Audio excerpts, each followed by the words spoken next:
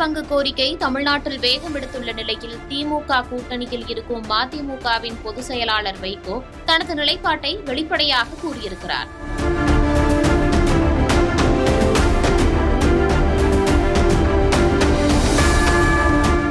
தமிழக சட்டப்பேரவை தேர்தல் நடைபெற இன்னும் சில மாதங்களே உள்ளன. ஆட்சியில் பங்கு, கூடுதல் தொகுதிகள் என்ற கோரிக்கையை காங்கிரஸ் கட்சியினர் முன்பை விட அழுத்தமாக முன்வைத்த நிலையில் திமுகவுடனான அதன் கூட்டணி என்னவாகும் என்ற கேள்வி எழுந்திருந்தது.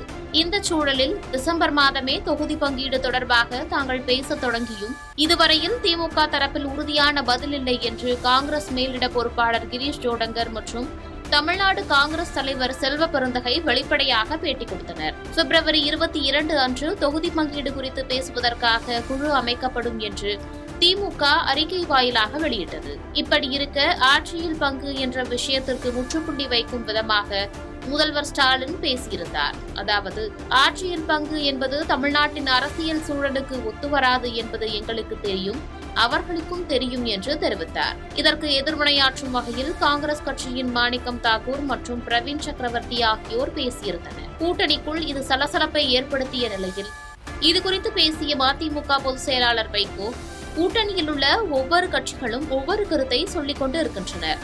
ஆட்சியில் பங்கு வேண்டும், அதிக இடங்கள் வேண்டும் என்று கேட்பது அவரவர் உரிமை.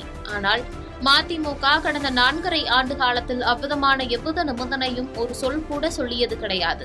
தனிப்பெரும்பான்மை பெற்று திமுக ஆட்சி அமைக்கும் போது இந்த கோரிக்கைகள் எல்லாம் எடுபடாது, ஏற்கப்படாது என்று வைகோ வெளிப்படையாக தனது நிலைப்பாட்டை தெரிவித்திருக்கிறார். மறுமலர்ச்சி திராவிட முன்னேற்ற கழகம்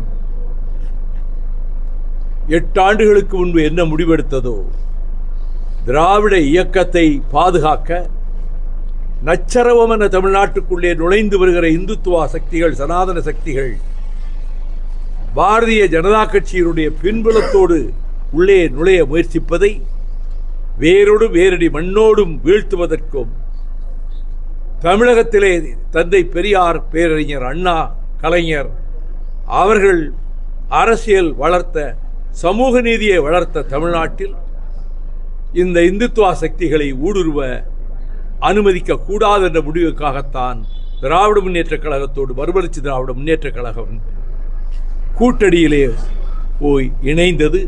உறுதியாக இருக்கிறோம். மீண்டும் மாண்புமிகு தளபதி ஸ்டாலின் திராவிட மாடல் ஆட்சியை நடத்துகின்ற முதலமைச்சராக இந்த தேர்தலுக்கு பின்னரும் அவரே குற்றம் அமைப்பார் என்பதில் எனக்கு அசைக்க முடியாத நம்பிக்கை இருக்கிறது. கூட்டணி கட்சிகள் ஒவ்வொரு கட்சியும் ஒவ்வொரு கருத்தை சொல்லிக் கொண்டிருக்கின்றன. ஆட்சியில் பங்கு என்றும் அதிக இடங்கள் வேண்டும் என்றும், இது அவரவர்கள் உரிமை.